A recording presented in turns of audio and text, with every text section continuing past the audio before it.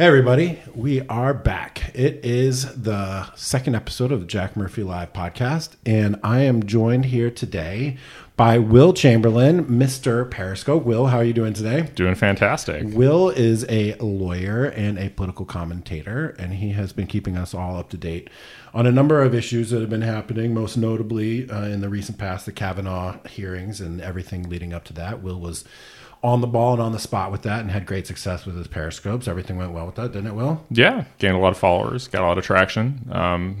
That's the measure of success on Twitter and Periscope, I think. It certainly is. Plus, you're getting the good word out there, and I think that you got a lot of traction with that, so that's been exciting. And then here to my left, because we're sitting at my dining room table at Jack Murphy Live Worldwide headquarters in Washington, D.C. Nerd. She's shaking her head at me. I have the lovely Red Hen. And we're going to just keep calling her the Red Hen this whole time because that's her pen name and that's her name. Sure. I'm totally okay with that. You're totally okay with that? Mm-hmm. And she and Will both are going to be sort of like rotating regular co-hosts, mostly because they live in Washington, D.C. and I'm friends with them. But but really because both of them have great perspective to bring to the various conversations that we're having. And on the podcast here, we're going to have a whole slew of experts and people who know things about a lot of different things. I said that really well for a professional word guy. Mm-hmm. Come by and talk about on a whole different range of topics. And so sometimes we're going to talk about sex and relationships. It'd be always nice to have a female perspective on that. Sometimes we're going to talk about politics and culture, and that's why I've got Will here. He's the expert. Sometimes we're just going to talk about whatever, and all three of us are experts on that. Perfect. I'm very good at whatever. You're very good at whatever. It happens to be a specialty. Recently, the Red Hen and I just came back from the University of New Mexico. But actually not even the University of New Mexico because I got banned before I got there. Mm-hmm. We never made it. So as part of my fall 2018 Democrat to Deplorable book tour, I was scheduled to speak at the University of New Mexico at the law school. A faculty member there reached out to me and invited me directly. Like in the other instances with the college Republicans and stuff, I've been reaching out to them and setting up these dates. But University of New Mexico Law School reached out to me directly and paid for both of our flights, paid for our hotel, asked us to come out there and give a talk. But the day before I left. The night before. We were like bags packed. Everything was by the door. We were like getting ready to go to bed early because we had a flight the next morning. And we get a call saying, hey, guess what? You're canceled. You're banned. Jack Murphy, too dangerous. No, well, you can't roll your eyes on the podcast. You have to say stuff. And so the lady in New Mexico, she told me that she had met with the head of the law school and that she had met with security there. And they were told that there was like going to be security threats. Some sort of danger or risk to the people who may be attending my talks, which is crazy, isn't it? Well, like I'm not, we know people that are far more outrageous and provocative than I am. Right. I mean, part of how the left operates, I guess now is that they just come out, they threaten you, and that's how they bully these administrations, which probably didn't want to host you in the beginning from hosting you. They create a pretext, right? Because if a popular left-wing speaker was coming to speak at the University of New Mexico Law School, and some right-winger came out and threatened them, do you really think that New Mexico would ban that speaker? No. Odds are extremely low. Right. No, they would just tell that protester just to go home and be quiet about right. it because, hey, free speech, right? So we go out there anyway, right? The head of security says no. The head of the law school says no. They canceled the event one day before, and they cite, because it was like the day before midterm elections, and they cite, it's too dangerous to have these conversations right before midterm elections.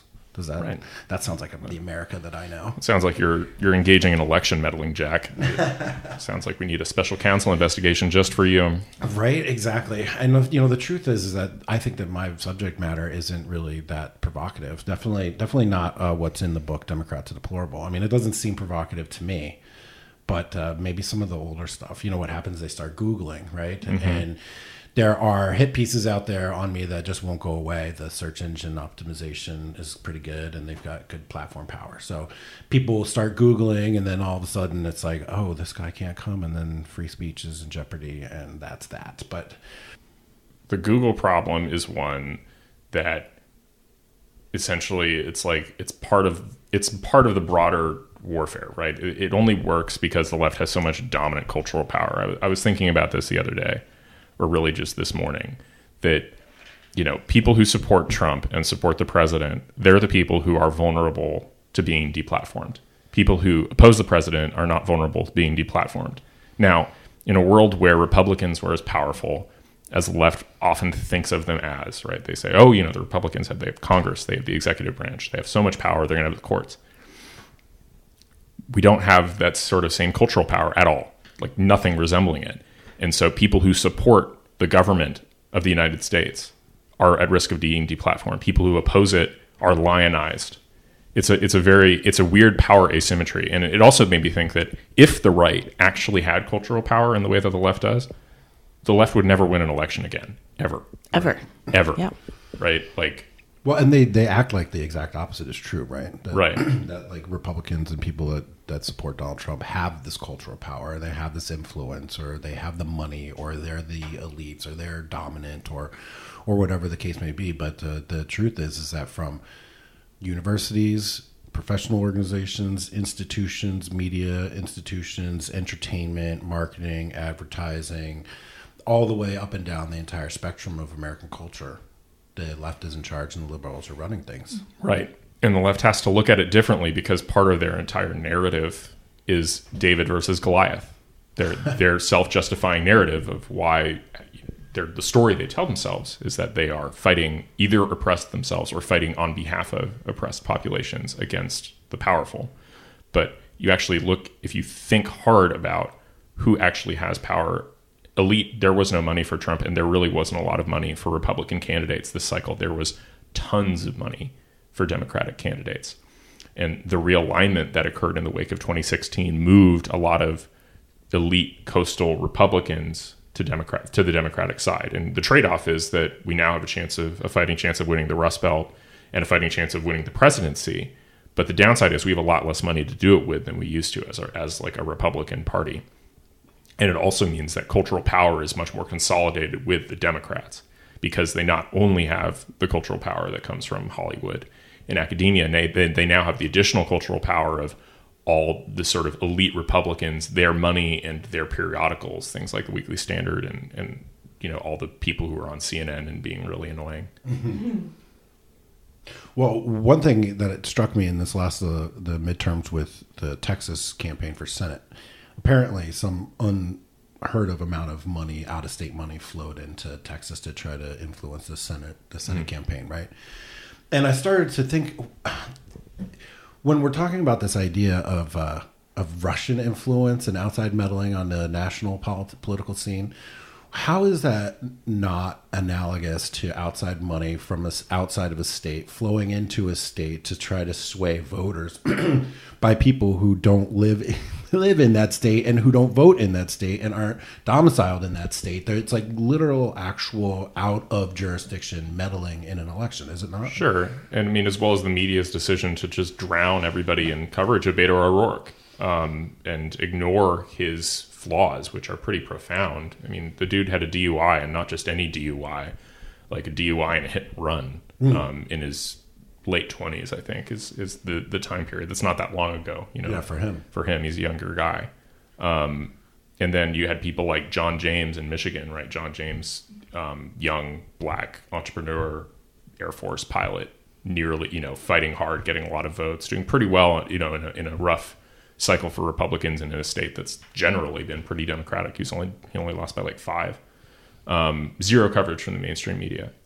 And that's what that gives you. And so from my perspective, like, you getting deplatformed at New Mexico is part of the broader theme of conservatives finding themselves deplatformed in academia, is part of the broader theme of the media covering Democrats and Republicans completely differently, which is all a part of this broad cultural power that Democrats can bring to bear and that Republicans currently can't.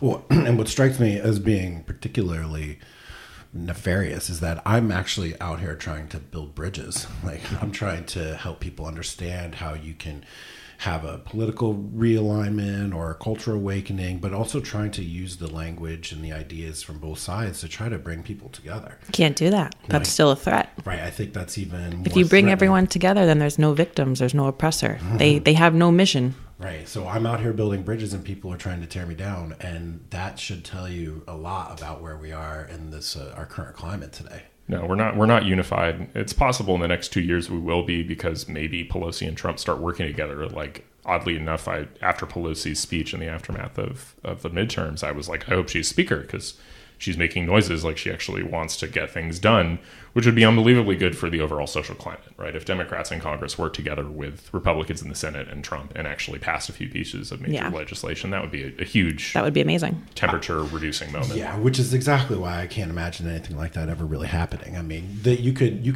Trump could say, I will sign whatever Democratic fantasy bill that you want. I just want the Democrats to love me. I'll do whatever you want in the whole wide world, Pelosi. Just put it on my desk. And they still wouldn't vote anything across the table if they knew that it had Trump support. That's my take on it. I mean, I would love to see like an actual infrastructure spending bill. Like, if you're going to spend money, let's invest it in the United States on things that we're all going to reap the benefit of. We're going to put people to work. We're going to buy U.S. steel and concrete and all kinds of great stuff. But I can't see that happening, because how could they possibly give him a victory? How could they give Trump a victory? No, they can't. I mean, that's the problem with politics based on resistance. It's like you have to resist, and that means you don't let anything that Trump could get credit for pass. Right? It'll be bad for the brand too, for all those Democrats. I was going to say it's like a branding issue. How could they work with him? Those traitors, they don't really represent us. Right. Well, I'm out here trying to build bridges, man. People are tearing me down, but the tour continues. In fact, I guess I'll probably air this afterwards, but I'm going to Rutgers tomorrow night on the 13th, driving up to New Jersey to speak to some college Republicans. And then after that, we've got Evergreen State College coming up. Cool. There's some question about my talk at Columbia University, but we're going to get into that a little bit later as the time approaches. But I'm definitely going to Evergreen State College still. Awesome. So that should be awesome. That's going to be fun. That should be a good barometer. As enemy to territory. Right. Oh, yeah. Right behind enemy lines. The Vipers pit. Pit of Vipers? Yeah, I'm not sure how that goes here. I just think of Ragnar every time you say that. Oh, right. Because Ragnar got... just makes me sad. He got murdered by like being thrown into a pit of snakes. A literal pit filled with vipers. Right. That didn't look like the best way to go. No, but it's good for your mythology. Totally. Yeah, I love Ragnar. Vikings is coming. Can't wait for that. Vikings is coming. Okay, so here are some of the topics that we're going to try to get to today. We're going to get to nationalism versus globalism and patriotism, where that all fits in there. And what sort of, is there such a thing as nationalism or libertarian nationalist? That's something that I've been thinking quite a lot about, actually. I went to George Mason for economics undergrad, so I'm pretty well steeped in libertarian market-based thinking. But I've been toying with this idea of like how, what if, do these values end at a border?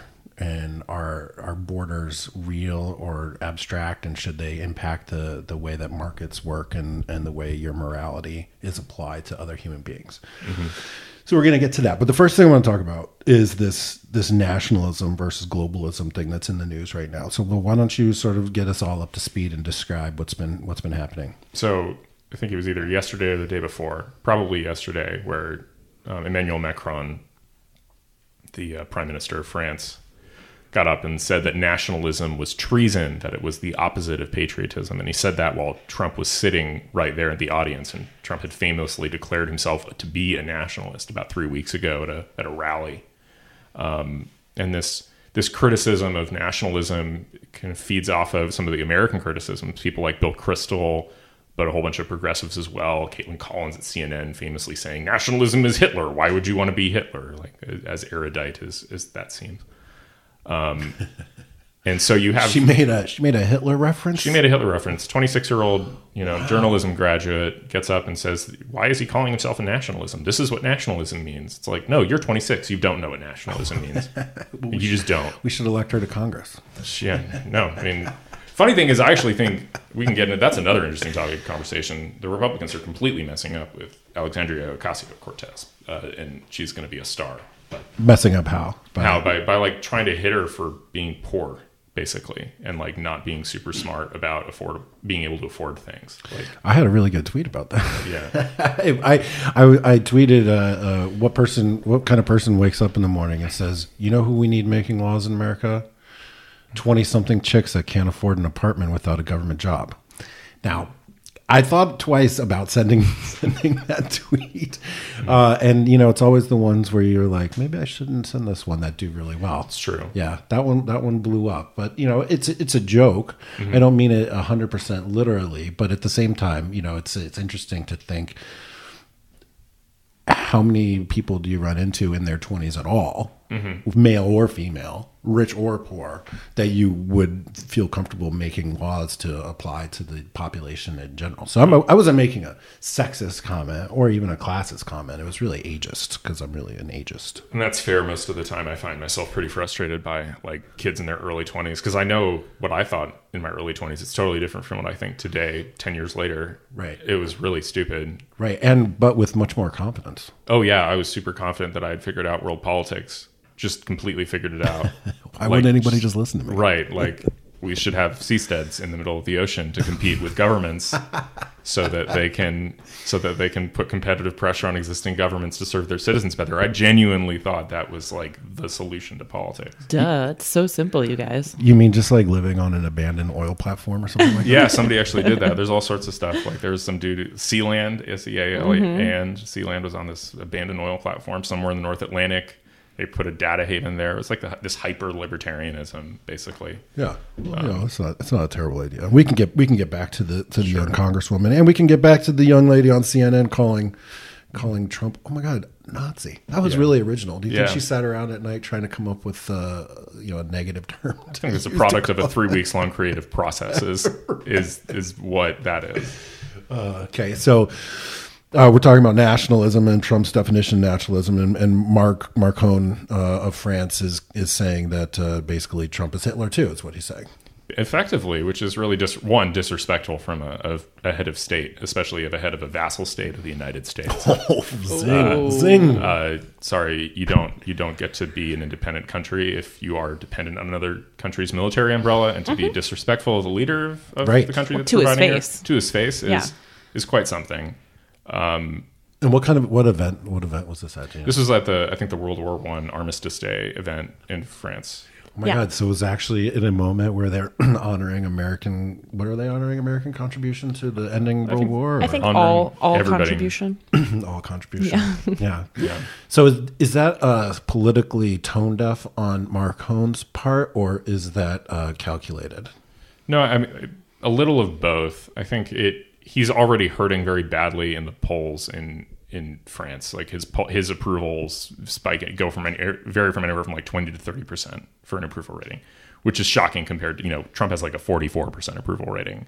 Not if you talk to Rasmussen. Right? No, all the way up about 50. But no, I mean Macron is not popular, but he's popular among people I would refer to as globalists. Mm-hmm. And what's your working definition of globalist? So a globalist is a person who I believe prioritizes the interests of humanity above the interests of their own nation, right? And by nation I mean aligned with the nation state. So if I'm an American nationalist, I prioritize the interests of the American nation, American citizens, over the interests of people of other countries. And the thing about it is, you ask most people and most citizens of their own countries, do they want their leaders to prioritize their interests or the interests of people from other countries? They'll say, I want you to prioritize my interests. Moreover, many of the commitments made by people who consider themselves kind of these global citizen types, they're committed to things like universal healthcare in their own countries. It's extremely hard to justify universal healthcare in your own country if you don't believe that you should prioritize the interests of your own citizens above those of other countries. Universal healthcare is really expensive, and it's a benefit that goes solely to your own citizens. That's money that could get more bang for the buck in terms of improving health outcomes in Africa or Southeast Asia or any number of other places. And you don't spend it there. You spend it on your own citizens. Why? Because at a certain point, we all kind of intuitively understand that it's moral to prioritize the interests of your community above other communities, right? And so when that community extends to the nation state, it's like people who prioritize the interests of faraway people and don't care about their own family. We immediately think of that as like That's appalling, strange. Yeah. And just something immoral and unethical. Well, you have to help yourself in order to be able to help other people. Right. You have to be in a position of strength in order to help others. Right. But there's also just the sort of like, why don't you care about your own family? Right. Even on a basic level, I don't know, you've probably had this experience. I've had it with, personal issues with my own family where I've had very close relations kind of distance themselves from me as a result of just being involved in right-wing politics. And my parents, other people have like found this appalling. Mm-hmm. And it's like, why do we find that so intuitively appalling? Because, well, obviously you're supposed to care most about your family, care most about, that's blood. That's your core people you're supposed to care about. So presumably these globalists have their own tribe, right? Their own family that they're presuming to care about. Who's that? I think I'm not sure. There's sort of the difference between their explicit remarks and their implicit behavior, right? So the explicit remarks are their family. They're not caring more about the citizens than non-citizens, right? They are very, very deeply caring about the rights of the other, and that's part of signaling about that's a way of signaling virtue. Implicitly, they end up caring most about the people who agree with them politically. Right. And so that ends up being the core in-group that they truly defend and hold to a different standard than everybody else. Right. So it's like, are there financial interests, power interests, control, things like that bind those people together? Is that why? No, I don't think it's nearly that pragmatic or sort of like hard-headed. Because I don't think that's why why the left kind of stays together in that way. There's not some cynical underlying blood for, kind of like we want the money, we want the oil, like motivation. I genuinely think these people are, have what they definitely see as a higher motivation than that, which is, looking out for the good of humanity, looking out for the good of the environment, looking out for the other and the oppressed.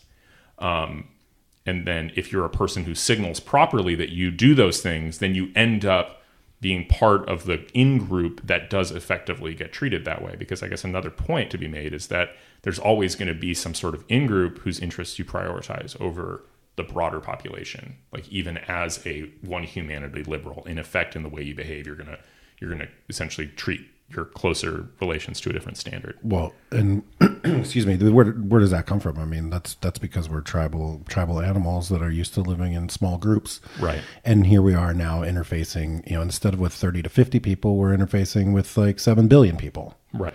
And so it's a natural tendency to find your own tribe and find your own group, and you have your own in-group. And I think that's a natural instinct that plays itself out on the political spectrum on all sides. It's just that, I guess in this question, it's, is your in-group going to be the people that live next door to you, or is your in-group going to be people that are living on the other side of the planet? Right.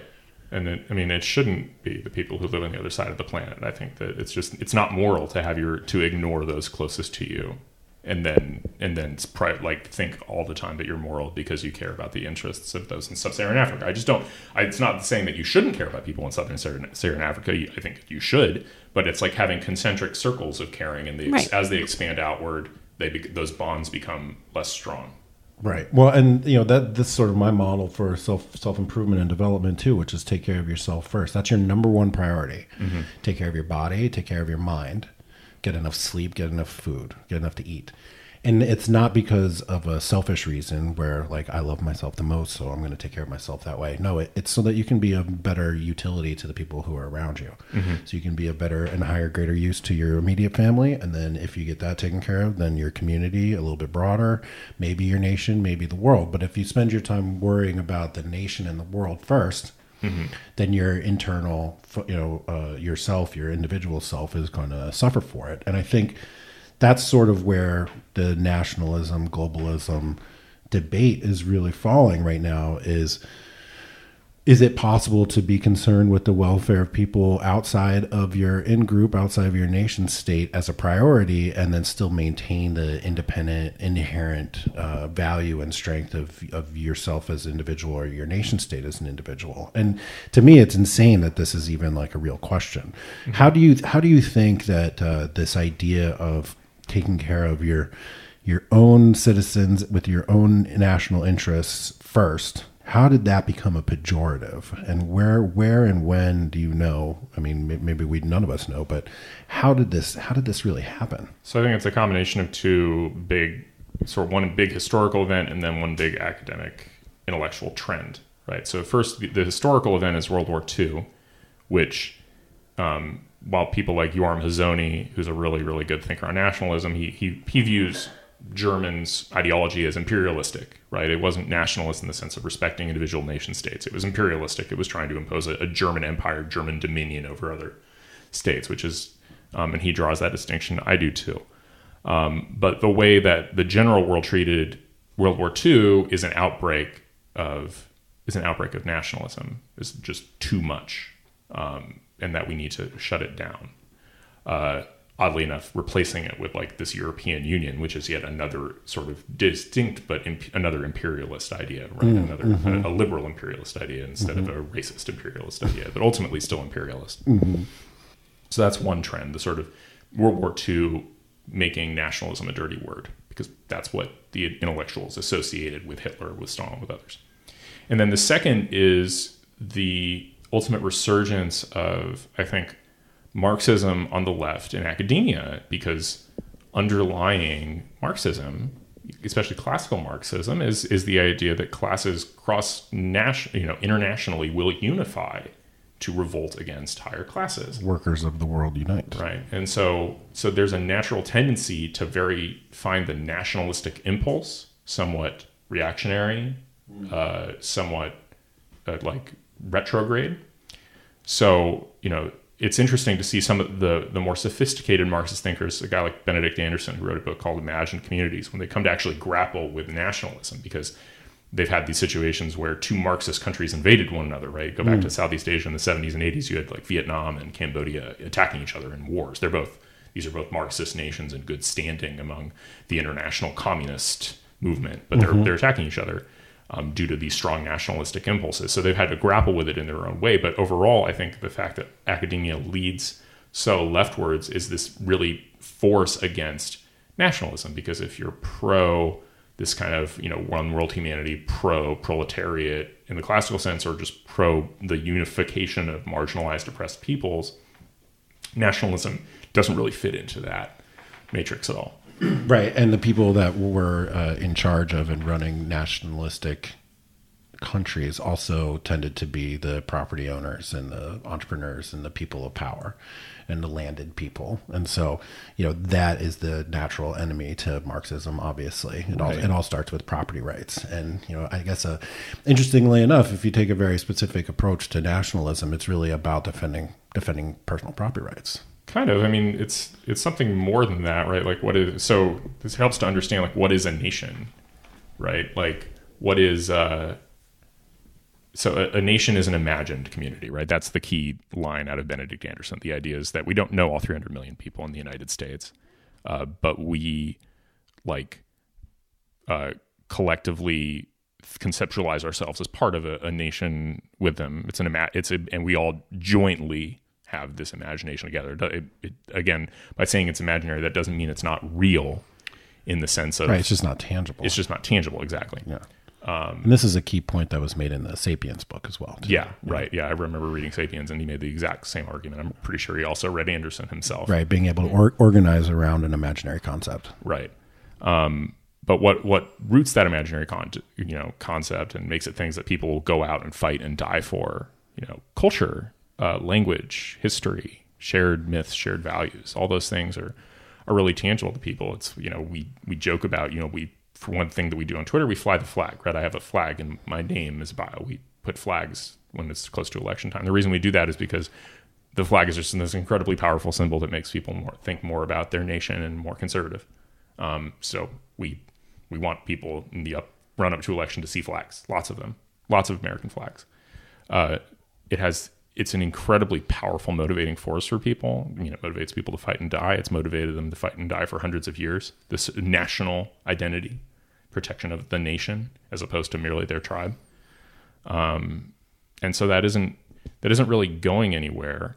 The question is, do you harness that, and do you ramp up the positive benefits of it, or do you try and squelch it? And I feel like the left and Macron and all these people are like, nationalism is this evil, dirty thing we need to try and squelch. It's like, well, one, it's not, and you're slandering your own countrymen and countrywoman by doing that.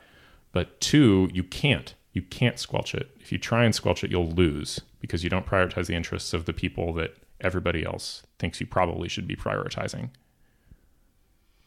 I think what's interesting is that if you put it in a historical perspective, nationalism is a fairly recent concept, right? I mean, well, even the nation state itself. Well, exactly. And, the American Revolution and the French Revolution, 18th century, is really the first manifestation of any type of nationalism. And I think many people would see that as a positive, right? And then it grew. It grew in Europe. The 19th century is considered to be the peak of European nationalism. That is something that defines the 19th century in Europe. And then, the beginning of the 20th century, the United States, supranationalism, we're closed off, we're not participating, we're caring about America. And now we're transitioning all the way to the other side, where now nationalism is in its other extreme, right? So now it's globalism. It's not nationalism. And we're having these conversations about what is it, because it's such a recent concept, essentially. If you think about how many human history. Right, of human history. I mean, think about how long people have discussed, what is democracy. Now we're talking about what is nationalism. And if you could do away with nationalism, what is left? Because before nationalism, it was divided into all the Christians were together. And then there was this Muslim world. And then, we've divided ourselves into tribes always. And so the way we've organized the world now is based on nations. And so if we get rid of that concept, what is the world? I mean, one extreme would be it's going to dissolve. I mean, something else has to bind us all together. I still can't get past this question of, if Donald Trump hadn't said that he was a nationalist, would Macron be saying nationalism is bad? No, probably not. No. Right. And so how much of this sort of anti-nationalistic, I'm making air quotes that you guys can't see, how much of this anti-nationalistic rhetoric is just politically motivated out of spite and anger and fear and hatred of Donald Trump, and legitimately, a legitimate critique of nationalism? I mean, what's your take there? I think it's 90% anti-Trump animus. If you definitely. Actually try to assign, Trump just makes people angry. So when Trump associates himself with an idea, if you can be uncharitable to that idea, people do it. Absolutely. So I think it has to be. I mean, maybe there's 10% a legitimate critique of nationalism, and I'm sure people like Bill Crystal and the Weekly Standard. Well, what would those critiques be? Talk that through, because on this podcast, I don't want anybody to ever accuse us of just being right, one-sided and just hammering things home. We want to talk about it from both sides. I mean, are there legitimate critiques of a nationalistic perspective? Well, when the nation takes priority over the individual to an extreme,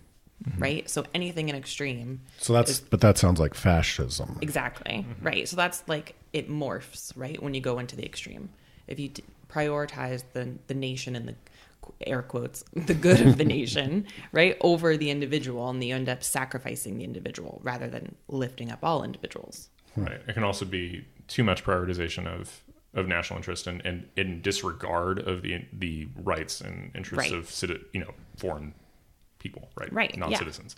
So if you get to the point where you're purely national interest focused, then maybe you think it's in your national interest to conquer a country and subjugate them.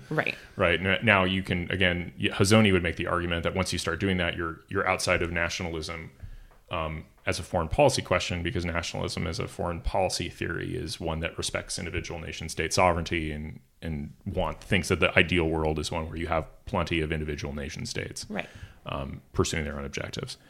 But is the idea sort of that in the same way that a libertarian would expect that individuals would make unique decisions with themselves as the priority, and then when all the unique individuals come together, that their decision making will optimize outcome for the society at large? Is that sort of the same thinking when it comes to nation states being individual units that are self-preserving, self-motivated, but then also trying to find a way to work sort of together collectively in a global environment? Yeah, I think there's a little bit of that in terms of like, there's a little bit of idealized thinking about what happens when nations are individually pursuing their own interests. Does that necessarily lead to good things, right? Like, that's the sort of, no, actually the world is a state of anarchy. And if you have all these individual nation states that are actually competing for power, then you get, world wars, you get right. Because on a individual level with humans and inside your markets in your country, you're constrained by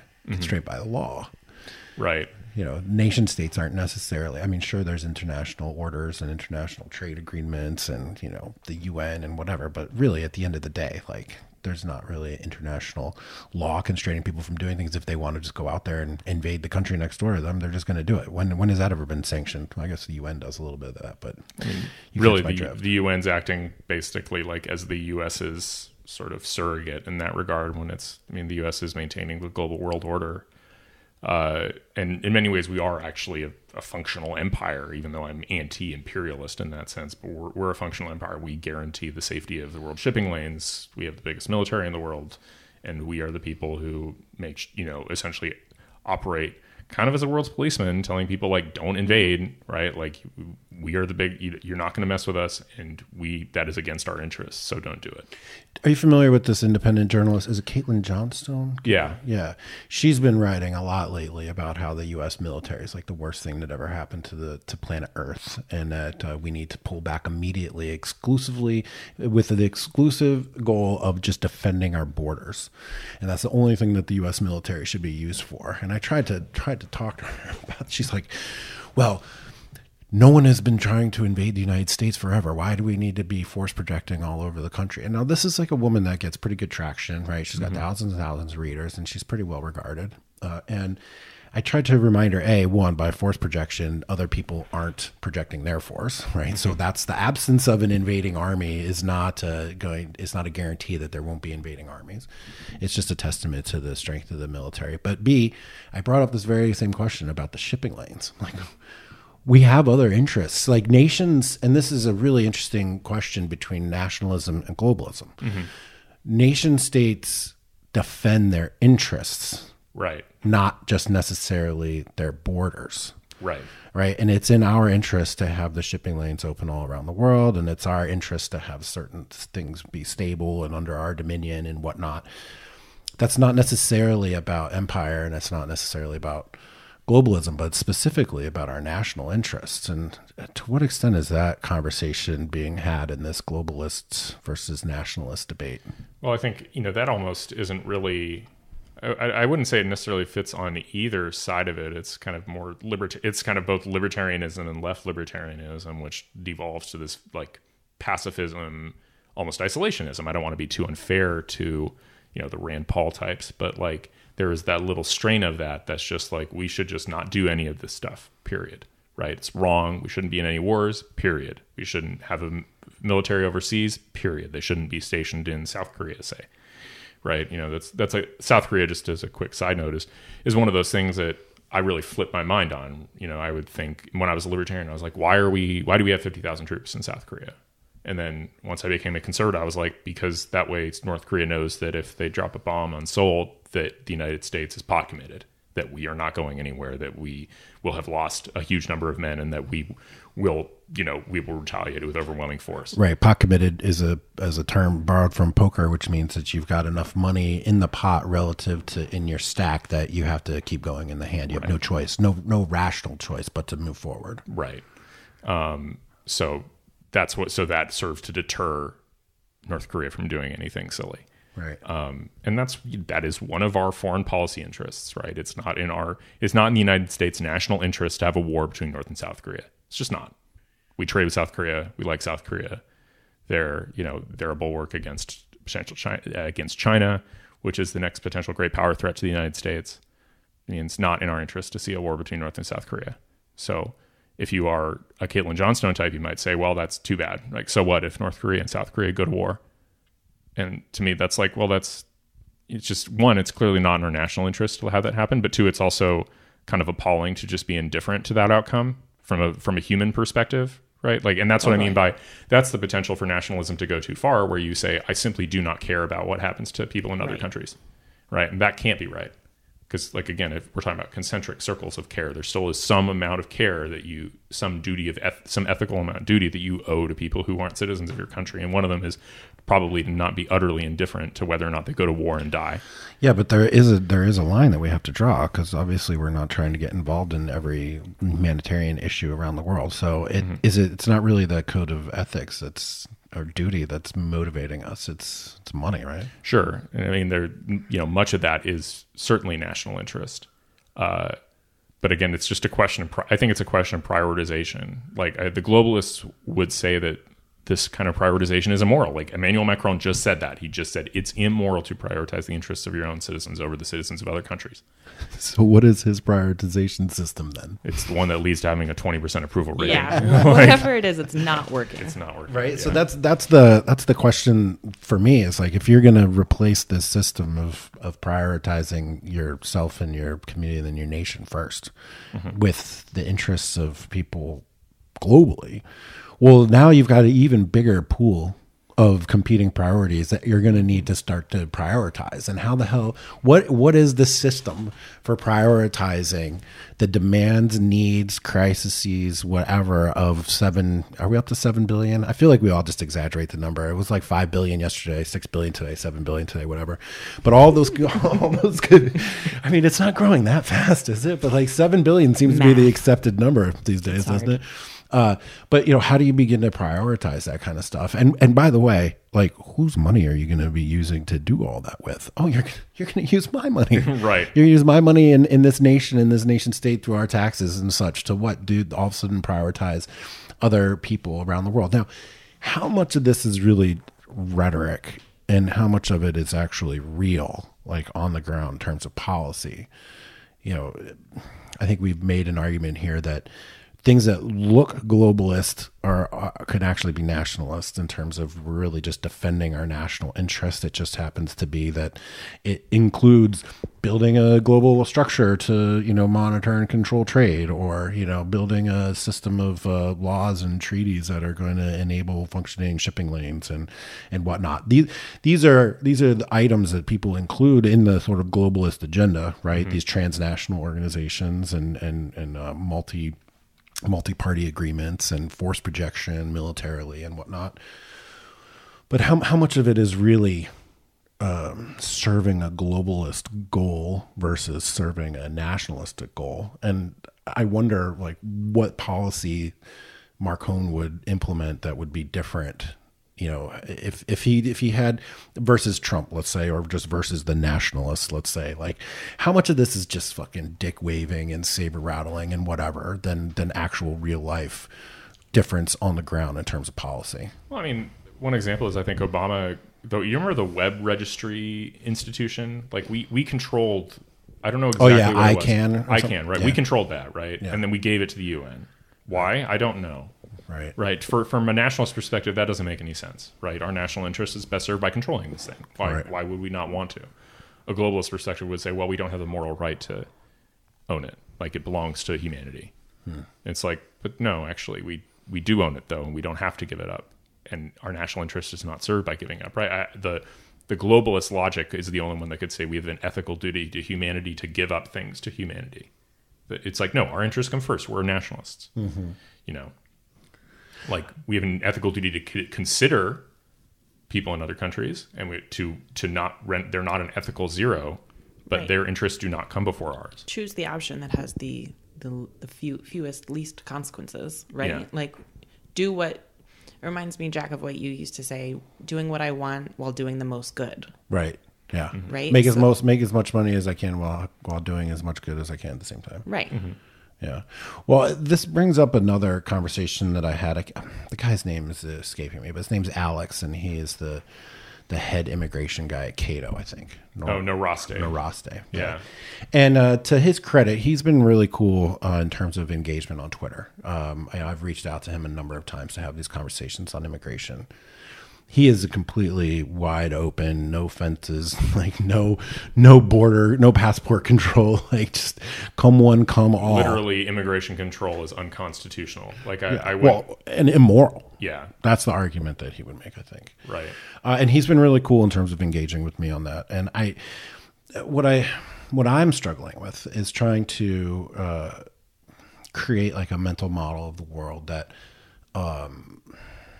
Where your morality for like your fellow man, like does it extend globally, or does it like, is there an actual end to it? Because sometimes your self-interests, are going to compete with other people's self-interest. And, how do we square like being good people with, the border of your nation being the end of your morality? If that makes, I guess I'm having a little trouble explaining this concept, but if you believe that like the United States is a great economic driver and a way to bring people out of poverty and a place for great opportunity, then I think that there can be a pretty solid argument made that you'd be like, hey, if you want to make your life better, come to the United States, because it will expand human happiness and reduce human suffering. But at the same time, we have to also focus on our own priorities here at home, and to what extent that's going to impact us. So I think that's the trade-off I'm thinking. It's like, I can help these people in this other country by giving them money, having them come to the United States, letting them work here, whatnot. But it all comes at a cost, and I'm trying to figure out how to square those costs. And the same sort of moral framework that you apply to your neighbors and to your family and to people living in your community, are we supposed to or expected to apply that same moral framework to people that live outside of our country? And then how do we do that? And if we do that, do we even have a nation? Like what is really dividing us as a nation state versus other people, aside from obviously the Constitution and whatever, living in the United States, but why, like, how does that impact our moral systems? I mean, it's I think so. What divides us? There's a number of different questions in that comment. What divides us, to start there, is language, culture, common history, common myths, common understanding, common loyalty to whatever, all those things that we can rightly expect people within the country to be more likely to have. And that's why when we go, you don't feel like you're in that different a country when you go to Albuquerque or Seattle. I mean, it's different than DC, but it's still America. Like, same restaurants, same language, same concerns. We're all in the same news. Like, we're all in the same news. We're all in the same news cycle. It's not that different. So, because we're all in that boat, we owe, I think, each other more care and concern than we do people in other countries, that we owe potential immigrants. But is that unique to the United States, those defining characteristics of what makes up your nation state? I think even that perspective is American, distinctly American. Sure. I mean, that perspective is distinctly American, but in that perspective is also then part of what binds us, right? But if you look up the definition of nationalism, one phrase that comes up is the idea of a national consciousness. So I think that idea that, you go to Albuquerque or Seattle and you're in America, right? Because we all kind of share this unspoken, unconscious feeling together. And you can go to France, you can go to any other country, and there's a similar feeling, right? You are an outsider because they all share this one kind of national consciousness. Yeah, like when you're an expat and when you're not an expat as an American. Like, that's a really powerful, different feeling when you're in a foreign country. Like, you're just not, you're not part of it. Right. And that's not ethnically driven. That's the consciousness. Right. Yeah. So you don't speak the language. You don't get what their concerns are. You don't. Right. Because, even going to like Anglo countries, like as a white American, you go to an Anglo country and you're like, oh yeah, this is not my place. I am not English. I am not from here. Right. Yeah. I am not, I may have, like, you go to my ancestry and my DNA test and you'll end up like, yes, I have a lot of English DNA, but I am not English. Right. I'm American. So our nationalistic consciousness is made up of shared experience, culture, values, attitudes, all the things that make up social dynamics, flavors. Yeah. And to what extent are those malleable? And then if you think about that changing, and then yet our like organizational documents are sort of fixed. depending on your perspective, right? I wonder, as things shift and change, and I'm just trying to understand what people's perspective of nationalism is and what the negative critiques are here. And this is sort of one of those roads, I think, is are the American binds of nationalism stronger or weaker than other cases globally that may have different foundations for their binding nature? I think we're weaker in terms of the actual things that bind 300 million people together. They're going to be weaker than a place like Poland or Hungary, right? Yeah. Which has a much more dramatic history. It's like Poland, especially, right? Poland, you saw their independence, they had 200,000 people in the streets of Warsaw. This is not a big country. Right, like there's a very strong nationalistic feeling in Poland. Well, they have the extra binding component of ethnic homogeneity. Thank you. Homogeneity. There we go. 3 of us, we finally got it. I think the U.S. is stronger and weaker, right? One thing that makes us unique is that we were kind of one of the first countries to decide that we are all going to be bound by principles and philosophy and a document and things like the Enlightenment ideals and not ethnic heritage, right? Because you can say that the United States is a country of immigrants, right? I know. There's a lot in there. There is a lot in there. So in a way, we were the first. We pioneers in these Enlightenment ideals, and that's what I was always told growing up. Right. What does it mean to be American? It doesn't matter what color you are. It matters that you believe in freedom and democracy and free speech and all these things. Right. But at the same time, I think that's like the very defining characteristic of like civic nationalism right there. Right. But at the same time, you go to Poland. I've been to Poland, and I was in awe of this feeling that they have of their nationalism and how they are so united. And they're united very specifically in like deep cultural heritage history for hundreds and hundreds and hundreds of years, whereas we've only been a nation, for 300 years. Mm-hmm. Well, they've only been a nation in terms of technically since like World War I. But yeah, I get your point is well taken that they've got this very deep, strong feeling. On the other hand, we have 300 million people under the global superpower, right? And trying to unify 300 million people around around a shared, that level of like. Especially something like shared ethnicity. Impossible in the United States. The United States was multi-ethnic from founding, and it's a core part of the history that binds us together is things like the Civil War, fought to liberate the slaves, World War II, the Civil Rights Act, and the Civil Rights struggle. Right? Like these things are, if history is what unites a people, or a big part of it, then you can't create an ethno-state in the United States that would be in any sense American. Right. That would connect to any of that type of American nationalism, unless you skipped 300 years of history. It started like yesterday, basically. Went back to like pre-founding. Right. So this is getting me to the point that I was trying, want to lead us to, which is we lack the sort of ethnic, racial unification. And the American consciousness and our founding documents, but this consciousness that you spoke of is what really defines what it means to be an American. So to what extent does that consciousness require handling? To what extent does that consciousness require some level of care and application and intentionality and proactive engagement with it? How do we foster it? Can we guide it certain places? Has that happened in history? Is that problematic? Is it something that we just leave to evolve on its own? Or is it something that we need to be cognizant of and conscious of and something that we need to really put our hands on to sort of control, because it is ethereal and it could go away.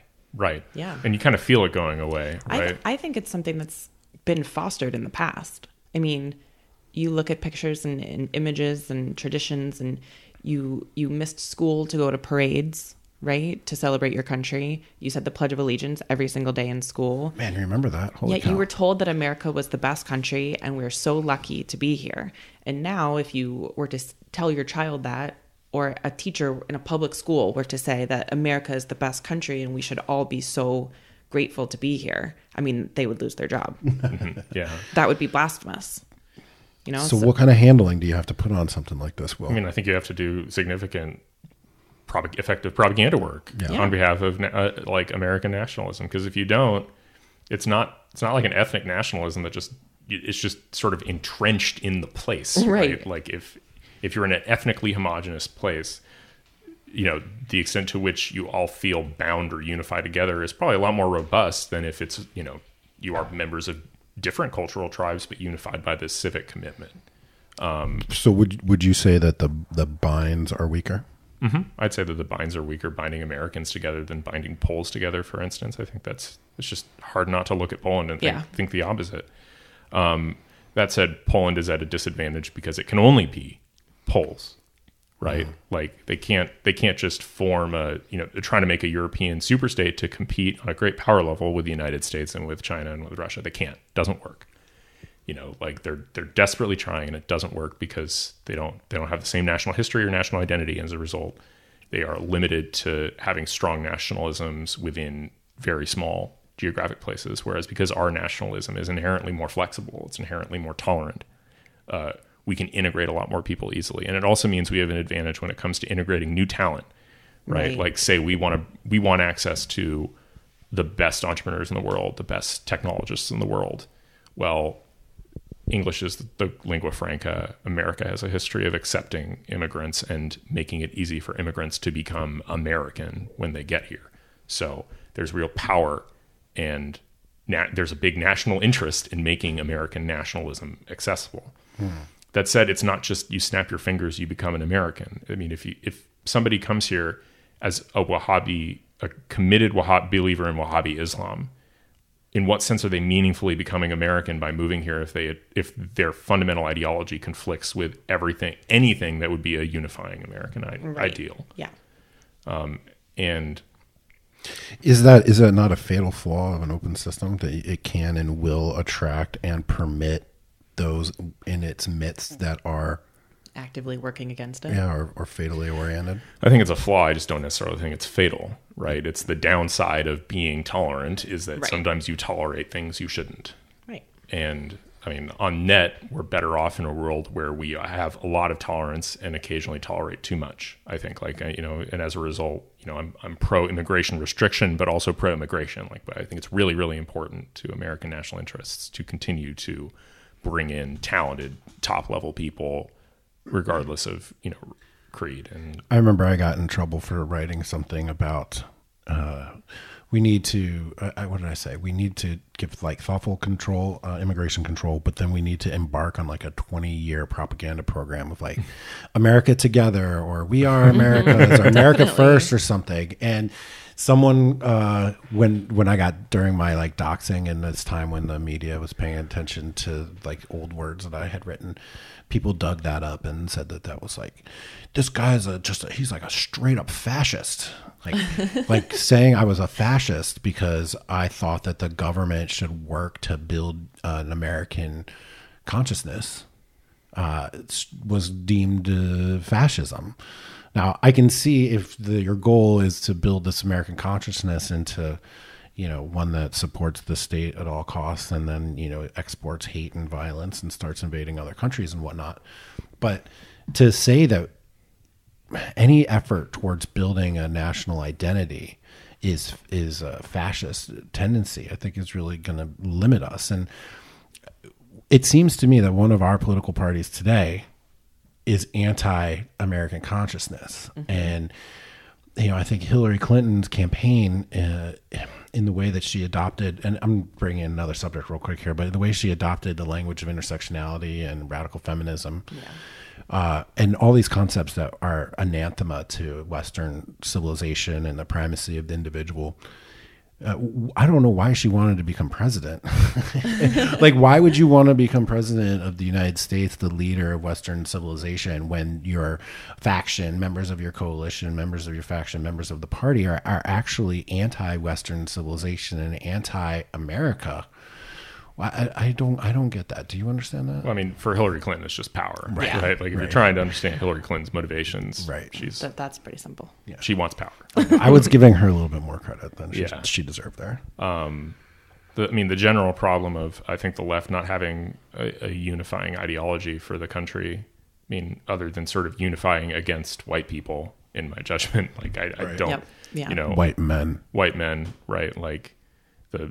I call the Democratic Party institutionally bigoted now, because I don't want to use institutionally racist, because the debate about whether or not they're racist just seems, I want to avoid it. I think it's right, silly. Because they stole the word racism away from being actually prejudiced and acting on those prejudices, and now they've incorporated you have to have this sense of power. Right, exactly. So I sidestepped that debate because they haven't redefined bigotry yet, and they certainly are bigoted. Right, They certainly are bigoted, and not only the Democratic Party, but then the institutions which support the Democratic Party, things that we call the blue church, right? The entertainment, media, commercial marketing complex, to where there are open bigots on the editorial board at the New York Times that in all seriousness have said blanket statements about trying to induce crime and terror, basically, against white men in particular.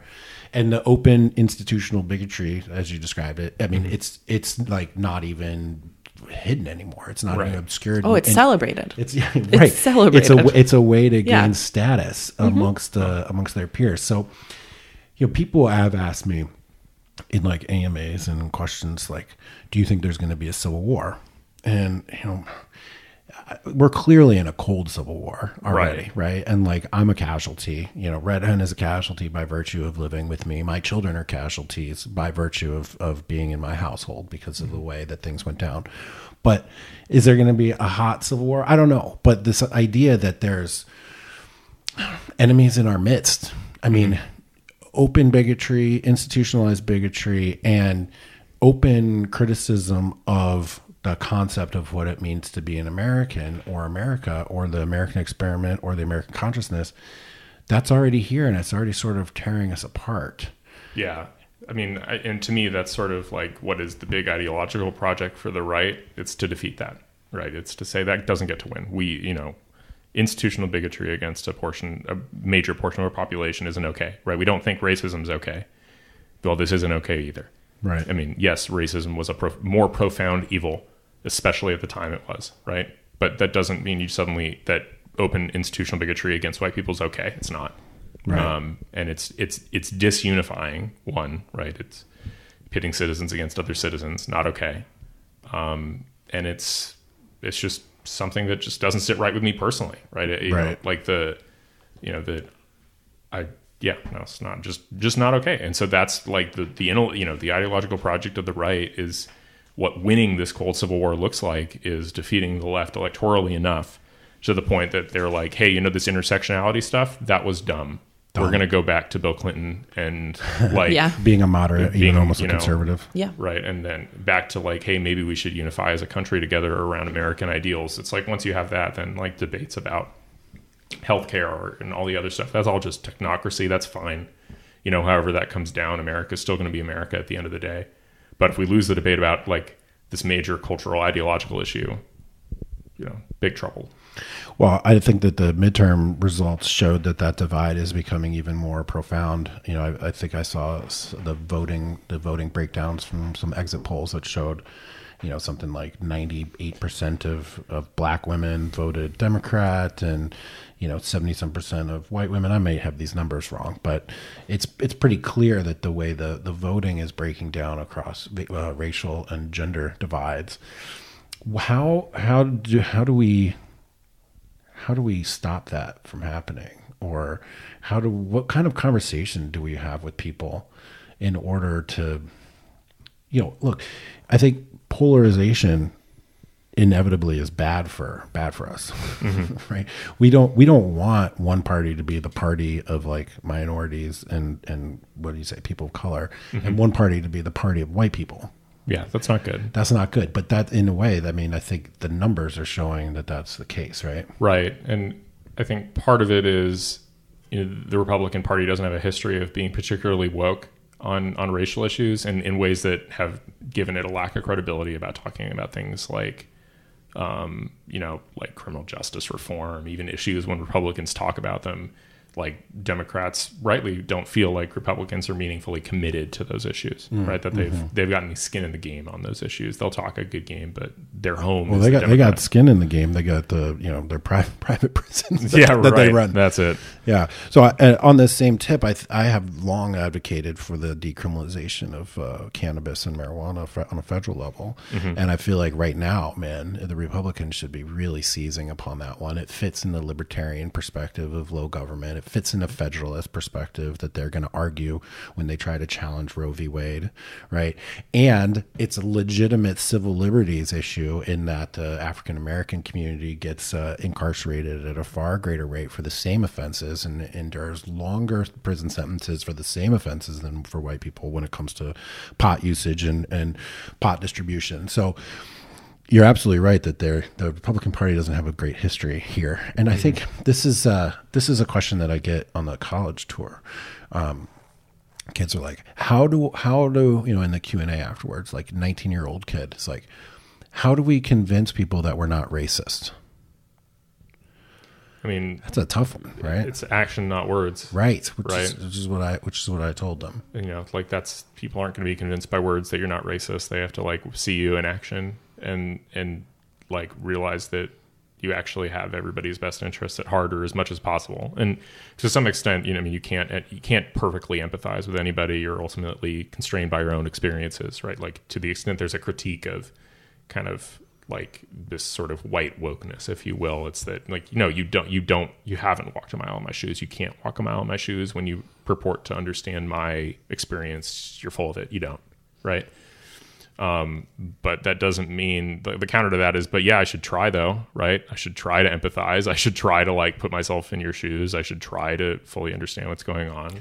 Well, what I tried to tell them was like, look, this isn't your grandfather's Republican Party, right? Like we saw the rainbow flag up on stage, at the Republican convention. I've been saying that a lot. I need to double check that. I think that's true.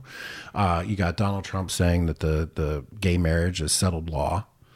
And I think that there's a lot of social issues that have sort of fallen to the side now because they become settled. Like gay marriage has been settled, and that was one thing. Gay marriage and pot and like the drug war were like two issues that really kept me solidly on the left for a long time. Yeah. And once those have been, the gay marriage is resolved, and pot decriminalization seems imminent, right? It could be now, it could be in 5 years, but the trends seem to be solidly in place. That to me opened up the ability for me to make a transition. And of course you couple it with like the craziness coming out of the Democrats. I mean, the Democrats themselves are making it impossible for a white masculine male to remain a part of their coalition. There's like absolutely no self-respecting white man can be a Democrat today, because the Democrat Party not only tolerates but supports and spreads a message of hate and anti-masculinity and anti-white guy. Right, I agree. Yeah. And it sounds crazy to say that, but have there been recent events, or have you always sort of felt like that, or what's driven you to come to that conclusion? Because I know what it's been for me. I mean, it's just sort of like my lived experience. No, I mean, I had that lived experience in college debate where like I was a lone kind of libertarian, moderate conservative around nothing but hyper liberals, and there was a time where it was fine. It was really policy-centric debate, and we were having disagreements about healthcare and gun reform, and so whatever, those are just technocratic issues. But at a certain point, things changed, and they got to a point where I was routinely being called racist in debates without justification. Oh, no kidding. Yeah. Like in college debate debates. Tour. Yeah, and these are like, people who knew better too. Like, and I knew what I was saying, and I was being very careful with it. Like, if you called those things racist, you were just wrong. Right. Saying things about evolutionary psychology is not racist, right? It's just, oof. That's a can of worms. Yeah, like that's one example, and also just sort of a move in debate towards this, just kind of lionization of victimhood and arguments that were unbeatable because they were so woke, right? Like the idea, topic might be a policy debate about prosecutorial authority. The affirmative get up and say debate is racist. It is anti-black. Here, we are standing up against debate, and being anti-black is bad. And the negative couldn't get up and say, like, you shouldn't say that. Obviously, everybody agrees, right? that like racism is bad. That shouldn't be your affirmative thesis that you get to defend in this debate. I'm on team racism right. good. Yeah. Like that's dumb. Long debate there. Well, is racism bad? Go. Yeah. I think that's one thing these college kids are really feeling, because everything is so extreme on a college campus. Mm-hmm. It's the most extreme, and it's also so condensed, right? It's their little tiny community, and that's what you live in for 4 years. And just by being white, they're automatically racist. So it doesn't, I think a lot of them feel like it doesn't matter what they do, doesn't matter what they say, because unless they can somehow change the color of their skin, they're always going to be considered racist. Yeah. And Red Hen has seen all this firsthand with me, because she not only supports me at home, but supports me on the road too. And so she's come to each of these events, and she watches and hears the questions and sees the sincerity of these kids, you know. It's just like a 19-year-old boy. I mean, they seem genuinely scared. Yeah. And overwhelmed. I think this huge feeling of being overwhelmed by the lack of options and opportunities and so, care. Yes. And care. They feel like no one cares about them, because when you can't even have a discussion, right? At each event, we've had at least 2 questions saying, how do I talk to someone on the left? Right. How do I just have a conversation with someone who doesn't agree with me? And it is mind-blowing that is a question that people need help with, right? Well, the fact that you just can't agree to disagree, because if you disagree with me, says someone on the left, then you are a racist, you are a bigot, you are sexist, you're a terrible human being. Right. The left has effectively shut down debate by saying, you know, if you just disagree with us, you're morally deficient and embodiment. Words. No words. Bad words. Embodiment. Thank you. Of evil. And one of the things I've seen in kids' faces as I give my talk to them, where I talk about in my book Democrat to Deplorable, I talk about the college section, where I broke down the orientation program at American University, and I showed how the materials and the concepts that they present say, A, you're a racist, B, you are we don't care about science, C, did I go 1, 2, C? ABC, C, that language is you can manipulate language and control reality that way through, you know, pronouns and other things, and D, that the words that you say, they're judged by the way people feel about what you've said rather than the merit of your statement. And I break that all down, and I explain it in the book, and I explain it in my talks, and I see the lights in the eyes of the college kids. They're just like, somebody finally put it all together for them and has like helped coalesce this negative energy that they're feeling, and put it into an organized sort of package, so that it all of a sudden they seem to stop feeling crazy and start to feel like, oh yeah, no wonder I'm feeling like that, because this is insane, and now somebody else has told me that it's insane, and it's really helped me see that it is, and now I don't feel like a terrible person anymore. Right. Which is all part of the plan, right? To make you feel like a terrible person. Right. It's to push you in a place where you bend to the will of this ideology. Yeah, it's classic manipulation. I mean, it's nothing but essentially, I don't want to say brainwashing, but no, it's 100% brainwashing. Yeah. It's 100% mind control. And when people say that they're indoctrination camps, colleges these days, they're absolutely right. Oh, yeah. In my research, something like 92% of people that went Democrat to Deplorable said that the state of affairs on college campuses is very alarming to them and motivated them to vote, because they had some idea that Donald Trump was going to be able to make influence on the state of affairs on college campuses. Now, I think that that's actually happening. It's a slow-moving ship. He's working on Title IX reforms through the Department of Education, which is a huge thing, and we can talk about later. But those kind of things are going to take extended period of time to shift institutions. I mean, if it's even possible. Yeah, I mean, I'm bearish on the possibility of real meaningful change in the universities. I think they've been totally co-opted by the most radical faction of the left. And, frankly, I would just defund them, just aggressively defund them. Like, I don't understand why the federal government needs to continue to fund these places, right. Or rather, at least the departments that aren't hard sciences. Right. Like, and maybe history and a few other disciplines that are like not hard science, but have sufficient rigor. But like anything that ends in studies can just go away, can just be defunded. Y'all can fund it with your own donations. So somebody who is not necessarily familiar with you or me, Will, and like the writing and speaking that we've been doing over the last few years, somebody could dip their toe into this conversation and maybe perceive some of the things we've talked about as being radical, and could be all thrown into that basket of deplorables. Here we go. On the right. And people will say that just having a conversation around nationalism, people will say having a conversation that involves evolutionary psychology, biology. People will say that having a conversation about race, man, we must be a bunch of alt-righters up here. Yeah, funny story about that. The answer is no, everybody. The answer is no. The answer is like, both of us have actually, like, I think aggressively fought the alt-right in our own ways. And, we can talk about like, we've succeeded. I mean, mostly I think they've just committed seppuku. They've made such terrible own errors. No, but that would be honorable. Yeah, right. True. Right. True. That's just giving them a little too much credit. Right. So they fell down and impaled themselves. Yeah, basically. Right. They just fell down. They were not looking and they fell into a bed of spikes. They fell down and they could not get up. Right. And there would be nobody there standing with the sword to like chop their head off and spare them the dishonor of screaming and agonizing. No, we actually want to point and laugh hysterically. No, and while they get dragged through discovery and civil litigation in Charlottesville. Just to be clear, we are talking about the alt-right. Yeah.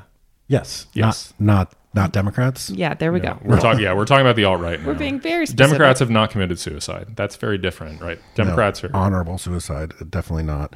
No, one of the topics that we had down here on our list of things to talk about was the death of the alt-right. And I was just thinking, because like I said, I want this podcast to be self-critical and open-minded and taking different perspectives. So I was listening to things that we were saying. Mm-hmm. And to somebody who is not tuned into the definitions that we're using and is not tuned into sort of our ongoing discussion and conversation, so basically somebody who's mildly ignorant, and I'll use that in a technical way, right? Could swoop in, hear this conversation, be like, oh my God, they're talking about nationalism. They're talking about propaganda campaigns to make us all believe we're Americans. It sounds like ethnic erasure and racism and all this horrible stuff, but. Talk a little bit about our experiences with the alt-right. What happened to the alt-right? Where are they? And should we define them? Should we define them? I mean, to me, like the alt-right is an umbrella group. I think almost nobody identifies with a name anymore. Even the white nationalists are like, ew, alt-right. The branding is so bad, right? Which is a bummer because the term alt-right in a vacuum. Yeah, is a cool name. Right. It's too bad that they, Richard Spencer decided, no, I own this cool name, and here, let me get Nazi goop all over it. Right. Like understanding the phenomena of Nazi goop is actually quite useful, right? Like these people get Nazi goop over things. It's pretty bad when even the white nationalists won't hang out with you. You mean the alt-right, not us? Yes. Won't hang out with the name. Won't take that name. It's just such a fine line to walk. So I mean, basically, I think the alt-right has come to mean people that are very specifically oriented around some sort of ethno-state or wishing, and this is tying back our original conversation here, is wishing that the binds that held their nation together were of ethnic origin rather than of cultural consciousness. Mm-hmm.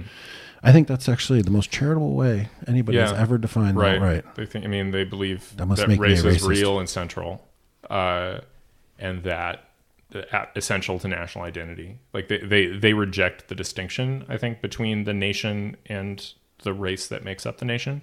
Whereas I think that distinction is exceedingly important, and I reject the premise inherent in that, which is the idea that a nation can't be multi-ethnic. Right. Like I think America is very clearly a multi-ethnic nation and a multi-ethnic country, and that an ethnic nationalism is un-American.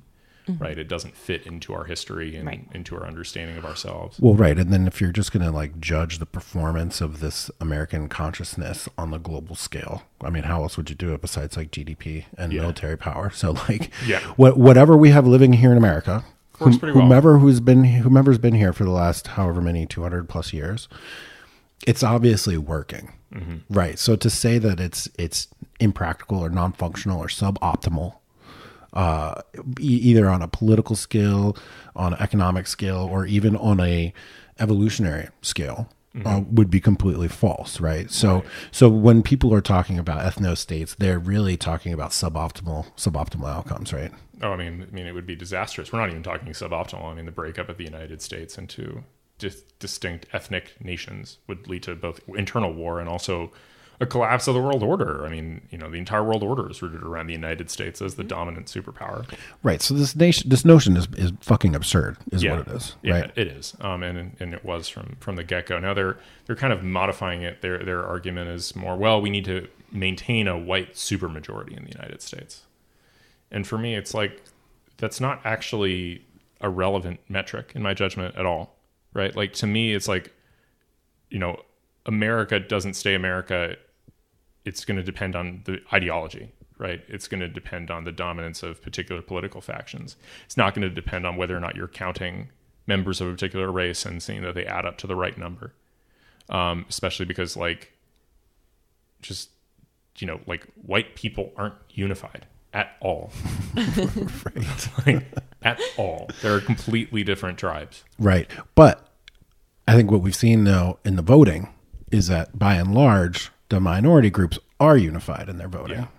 And one of the characteristics that unifies them, at least some of their woke, air quotes again, that's really effective on a podcast, using air quotes or facial expressions or eye rolls especially. I will get better at the eye rolls, sir. Is that sort of an opposition to white power or white hegemony, hegemony, and that's bad for the project of American nationalism, right? A descent into competing ethnic nationalisms, which is almost what that reflects, a kind of descent into competing ethnic nationalism. Correct. Right. So my point in even bringing this up is that the Democratic Party has in its coalition people who are ethnically oriented in their approach to politics. Right. And so one of the questions I asked in my book, and I think this might be one of the more, quote, dangerous things that I did bring up, is that if people in the minority parties are gleefully anticipating the moment at which they become a majority voting bloc, what is driving that glee? And what does that mean? So like you've said, and I've said, and have thought as well too, that like maintaining in an alt-right position, which is not our position, of maintaining a white supermajority or majority voting power in the United States is important. Mm-hmm. And we're saying no, that's not important. It's ideas and ideology, right? Because white people aren't unified. But on the other side, there's minority groups that are like, can't wait till we have voting power. Mm-hmm. Now, is that something to, when is that going to happen? Is there negative effects to that? That's elevating ethnic division to a national level and a policymaking level. Right. And so the way I frame it again in terms of ideology, if your ideology is one of ethnic solidarity and waiting to triumph over white people, then your ideology needs to be marginalized.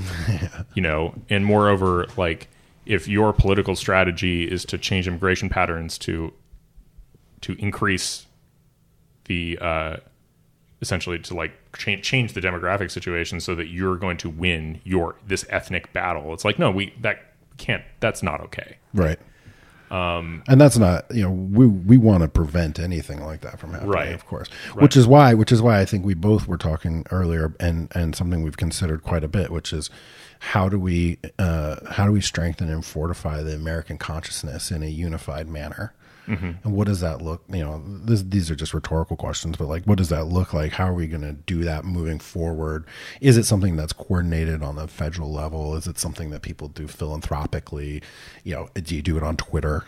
I mean, there's just a ton of like cultural work to be done about changing the attitudes of this country and basically making everybody American, right? Like, and really putting these sort of quasi ethnic nationalist splinter groups, making them marginal, right? Making them toxic, it's like, no, yes, I realize like that's a powerful driver, is like, we as a voting bloc will have power, but that's just not an American way of thinking. No. Like, it's just not. And it doesn't sit with our values. No. And I find it ironic that the very same people that would criticize others for having an ethnic perspective are also then going to bring sort of ethnicity to their forefront of their conversation as well too. But that's another conversation for another day.